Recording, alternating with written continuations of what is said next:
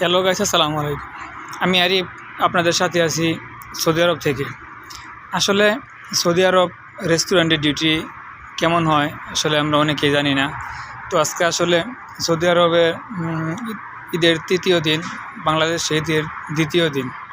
আসলে এই 2-3 দিন হয়ে গেল যে আসলে ঈদের দিন চলে গেল, কিন্তু আসলে এই মাত্র আসলে এই ডিউটি থেকে বের হলাম। আসলে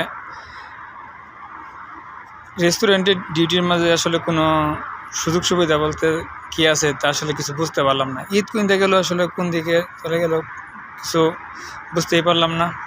কারণ রেস্টুরেন্টে আসলে যারা আমরা আসতে চাই তারা মনে করি যে আসলে রেস্টুরেন্টে অনেক সুযোগ সুবিধা, অনেক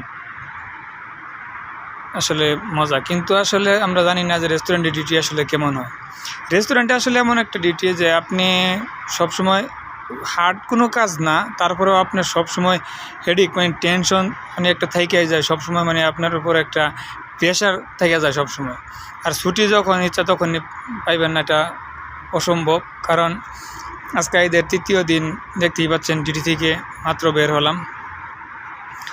তো তাছাড়াও মনে করেন যে রেস্টুরেন্টে আপনি ডিউটি করার ক্ষেত্রে এমনও সময় যায় মাঝে মাঝে, মনে করেন আপনি যেমন হামমাম বলতে যে টয়লেটে যাবেন, এই টাইমটাও আসলে পাওয়া যায় না। কারণ সবসময় গেস্টের চাপ থাকে, কাজের সবসময় চাপ থাকে, এবং সবসময় আপনার তারতিব রাখা লাগে, সবসময় কাজের ফাঁকেই থাকতে হয়। আসলে এমনই হয় আসলে রেস্টুরেন্টের ডিউটি। তো আমরা আসলে অনেকে মনে করি যে রেস্টুরেন্টে আসলে কাজের অনেক হাজিব, কিন্তু আসলে হার্ড কোনো কাজ না, কিন্তু আপনার সব সময় কাজের একটা প্রেশার থেকেই যায়। তা আমি আসলে মনে করি যে রেস্টুরেন্টের ডিউটি আসলে যারা আসতে চান তাদের নতুনদের জন্য আসলে এই ভিডিও। আসলে এক এক দেশের এক এক রুলস হতে পারে। তো সৌদি আরব আসলে যারা রেস্টুরেন্টের বিষয়ে আসতে চান তাদের জন্য আসলে এই কথাগুলো, কারণ আমার বাস্তব প্র্যাকটিক্যাল অভিজ্ঞতা থেকে আসলে কথাগুলো বলছি। যে আমি এইমাত্র আসলে ডিউটি থেকে বের হলাম, কিন্তু আজকে ঈদের তৃতীয় দিন, ঈদের ছুটিটাও আসলে পাই নাই। তো আসলে একটা কথা কি বলতাম, মনের কষ্টের কথা না বললেই নয়। ঈদের দিন চলে গেছে, কিন্তু আসলে ঈদের দিন যে নামাজ পড়বো, এই নামাজটা আসলে পড়তে পারে নাই। আসলে এই জন্য আমি আন্তরিকভাবে দুঃখিত। তো কী করা যাবে, আসলে কিছু করার নাই।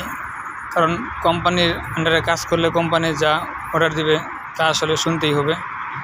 এই হলো আসলে রেস্টুরেন্টের ডিউটির সুযোগ সুবিধা। তো আসলে যারা নতুন রেস্টুরেন্টে আসতে চান সৌদি আরব, তারা আসলে কথাগুলো আমার একটু হলেও ফলো করবেন। আর যদি কোনো কিছু জানার থাকে রেস্টুরেন্টের বিষয়ে, তো আপনারা কমেন্টে জানাইবেন, ইনশাআল্লাহ রিপ্লাই ভিডিও দেওয়ার চেষ্টা করব। সকলে ভালো থাকবেন, সকলকে ধন্যবাদ। আসসালামু আলাইকুম।